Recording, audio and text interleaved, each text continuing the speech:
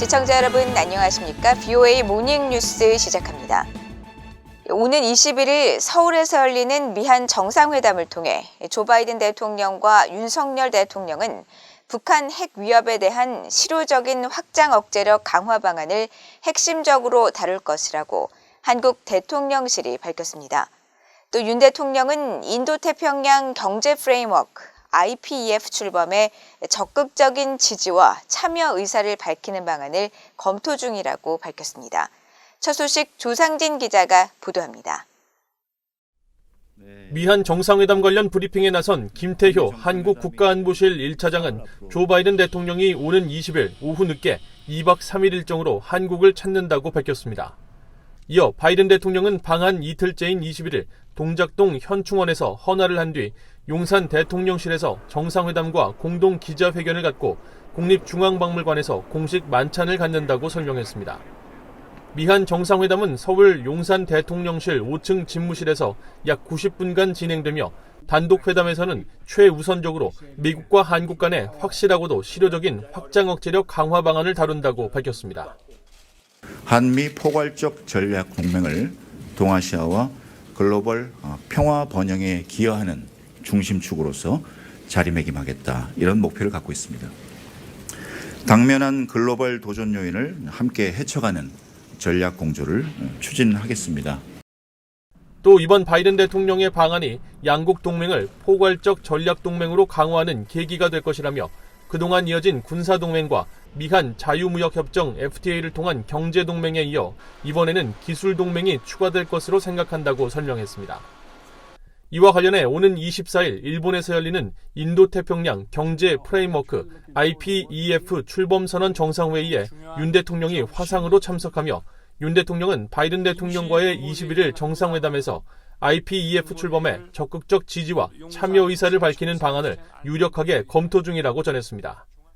김 차장은 또 이번 정상회담에서 북한 문제가 주요 의제로 논의될 것이라고 강조했습니다.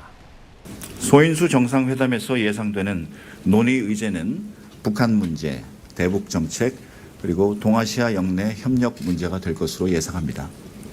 김 차장은 한편 바이든 대통령 방한 기간 북한의 도발 가능성에 대해서는 주말까지 핵실험 가능성은 상대적으로 낮은 것으로 판단된다면서도 다만 대륙간 탄도미사일 ICBM 발사 준비는 임박한 것으로 파악하고 있다고 밝혔습니다. 그러면서 정상회담 2박 3일 기간 동안 북한의 크고 작은 도발이 발생할 경우 그 성격에 따라 기존 일정을 변경하더라도 미한 정상이 즉시 미한 연합방위태세 지휘통제 시스템에 들어가도록 플랜 B를 마련해놨다고 설명했습니다. 신종 코로나 바이러스 감염자 폭증을 겪고 있는 북한에 대한 의약품 지원 문제에 대해서는 북한이 한국 보건협력에 응하겠다는 대답도 없고 미국도 북한의 뜻을 타진했지만 응답이 없는 것으로 알고 있다면서 미국과 한국이 북한의 의료와 보건 문제를 논의할 수는 있지만 북한의 반응 전이기 때문에 구체적인 논의는 어려울 것이라고 밝혔습니다. BOA 뉴스 조상진입니다. 미국 인도태평양 사령관이 북한 미사일의 기동 능력 발전과 극초음속 달성 주장에 우려를 나타냈습니다. 주한 미군 사령관은 북한 미사일 체계 일부가 핵 역량을 염두에 두고 있다면서 통합 억지 등 준비 태세를 강조했습니다. 박형주 기자의 보도입니다. 존 아퀼리노 미국 인도태평양 사령관은 17일 미국 하원 세추리 국방소위원회가 개최한 비공개 청문회에 제출한 서면 답변을 통해 북한의 미사일 역량을 평가했습니다. 아퀼리노 사령관은 북한의 극초음속 미사일 개발 등 미사일 역량 향상에 미국의 방어 조치를 복잡하게 할 것이라면서 김정은이 탄도미사일과 핵 프로그램 개발로 북한의 재래식 전략 군사 역량을 계속 증진하고 있다고 지적했습니다. 특히 북한의 무기 현대화 노력의 대부분이 탄도미사일과 순항미사일에 집중돼 있다고 평가하면서 2020년 이후 신형 대륙간 탄도미사일 ICBM과 단거리 탄도미사일, 신형 잠수함 발사 탄도미사일 SLBM 3종을 비롯해 장거리 이동식 순항미사일과 극초음속 역량 주장 등 새로운 무기들을 선보였다고 말했습니다. 이어 김정은 위원장이 2021년 소형화, 경량화된 전술용 핵무기와 미국 본토 타격 역량을 갖춘 이동수단 구축을 다짐했다고 지적했습니다. 또 유엔과 국제원자력기구 IAEA가 지난해 말까지 북한의 핵물질 농축과 생산활동 가능성을 제기했다면서 이런 활동은 확대된 핵실험과 무기화 프로그램을 지원할 수 있다고 지적하고 북한의 핵과 탄도미사일 위협은 정권을 보존하고 외교적 양보를 얻어내며 국제적인 주목을 얻기 위한 목적이라고 평가했습니다. 폴 라케머라 주한미군 사령관도 이날 제출한 서면 답변에서 북한의 미사일 역량이 미국과 동맹국을 계속 위협한다며 통합 억지 등 준비 태세를 강조했습니다. 라케머라 사령관은 북한이 중단거리 미사일로는 한국과 일본을, 중거리 미사일로는 영내의 미군 전략기지를, 그리고 대륙간 탄도미사일로는 미국의 위협을 제기하려 한다고 지적했습니다. 특히 올해 초부터 북한이 더 나은 기동성과 개량 탄두를 갖춘 시스템을 포함해 전례가 없는 양의 미사일을 발사했다며 이들 시스템의 일부는 핵 역량을 염두에 뒀다고 추정해야 한다고 경고했습니다. 또 북한이 한반도와 우리 동맹, 인도태평양 영내 파트너들, 그리고 우리의 공동 안보 이익을 위협하는 역량에 대한 연구와 개발, 시험을 중단했다는 어떤 징후도 보지 못했다고 지적했습니다. 한편 라케머라 사령관은 한국 방어에 대한 도전 요소를 언급하면서 경상북도 칠곡에 위치한 캠프 캐롤의 고고도 미사일 방어 체계 사드에 대한 제한된 접근이 준비 태세에 영향을 준다고 밝혔습니다.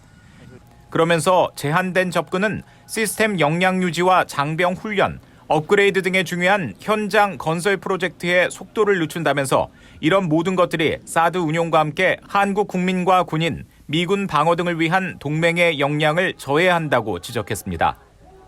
VOA 뉴스 박형주입니다. 미한 국방장관이 한국 윤석열 정부 출범 이후 첫 전화회담을 갖고 북한의 탄도미사일 시험 발사와 핵실험 준비 동향 등 현안을 논의했습니다. 로이드 오스틴 국방장관은 이종섭 신임 한국 국방장관과 18일 첫 전화회담을 갖고 한국 방어에 대한 미국의 철통 같은 공약을 재확인했으며 두 장관은 북한의 계속되는 도발에 맞서 오늘 밤 당장 싸울 수 있는 파이트 투나잇 준비 태세와 긴밀한 협력을 유지하기로 했다고 미국 국방부가 밝혔습니다. 또 두 장관은 한반도와 인도태평양 영내 안보 환경에 대해 의견을 교환하고 국제 규칙 기반 질서 유지의 중요성을 확인했으며 미한일 3국 협력을 강화하고 미한 양국 정부 간 영내 협력을 확대하기로 합의했다고 전했습니다.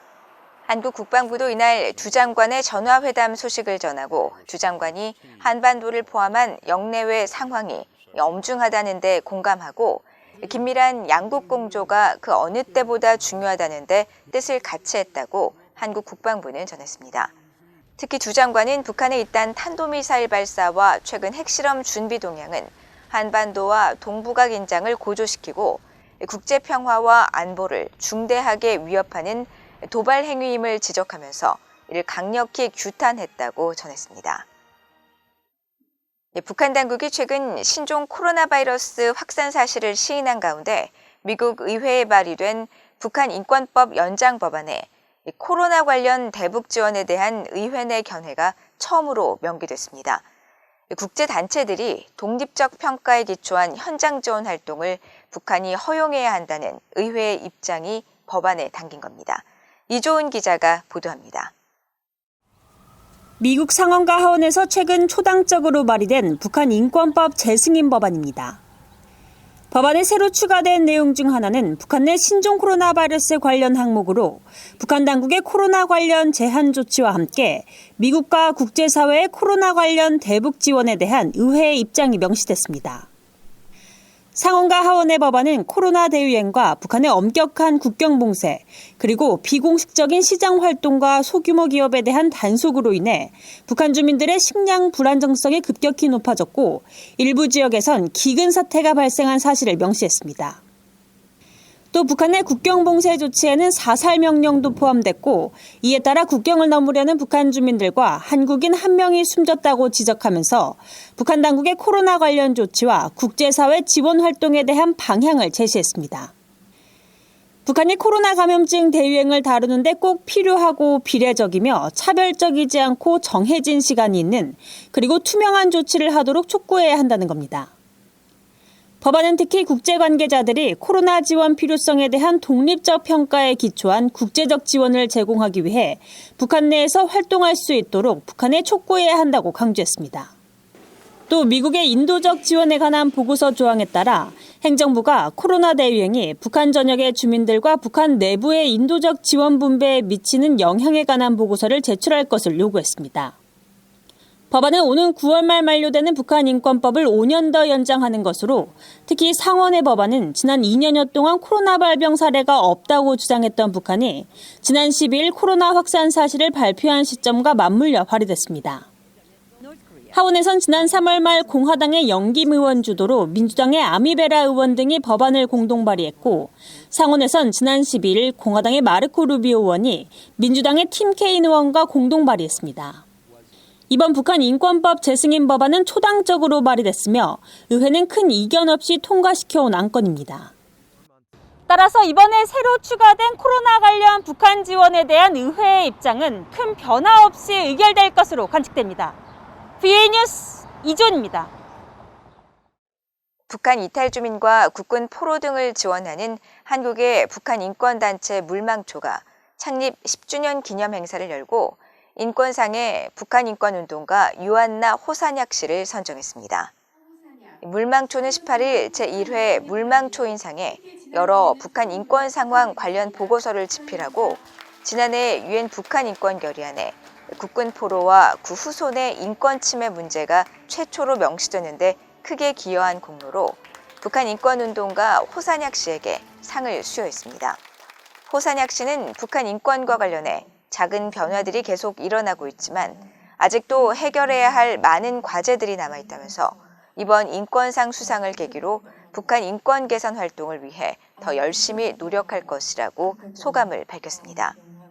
현재 북한 인권시민연합 부국장과 연세대 국제대학원 겸임교수를 맡고 있는 호산약 씨는 동유럽 국가 폴란드 출신으로 2013년 유엔 북한 인권조사위원회 설립과 2016년 북한 인권 책임 규명에 관한 전문가 그룹 설립에 기여한 대규모 국제 활동을 이끄는 등 북한 인권 운동가로 활동해왔습니다. 북한에서 신종 코로나 바이러스 감염자가 폭증하고 있는 가운데 북한이 올해 초 중국에서 마스크와 의료용품을 대거 수입한 것으로 나타났습니다. VOA가 중국 해관총서의 북중 무역 자료를 살펴본 결과 북한은 지난 1월 중국산 얼굴용 마스크 수입에 57,680달러를 지출했으며 2월과 3월에는 각각 약 86,000달러어치와 40,000달러어치를 수입한 것으로 확인됐습니다.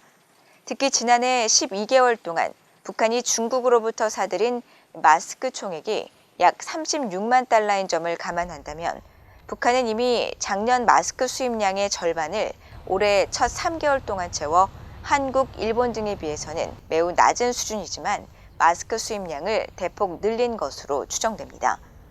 북한은 또 올해 첫 3개월 동안 비타민과 항생제, 백신 등 의약품도 1,128만 달러어치를 수입해 지난해 1,863만 달러의 60% 수준을 넘겼으며 의료용품 수입 액수도 올해 79만 달러로 전년도 2만 8천 달러의 28배 이상 높았습니다. 하지만 유엔 안보리 대북제재위원회가 제재 면제를 승인한 관련 의약품들 중 상당수는 국경 봉쇄 정책을 펼치는 북한 당국의 반입 불허로 중국 쪽 국경지대에 아직도 대기 중인 것으로 전해졌습니다. 이상으로 VOA 모닝뉴스를 모두 마칩니다. 시청해주신 여러분 고맙습니다.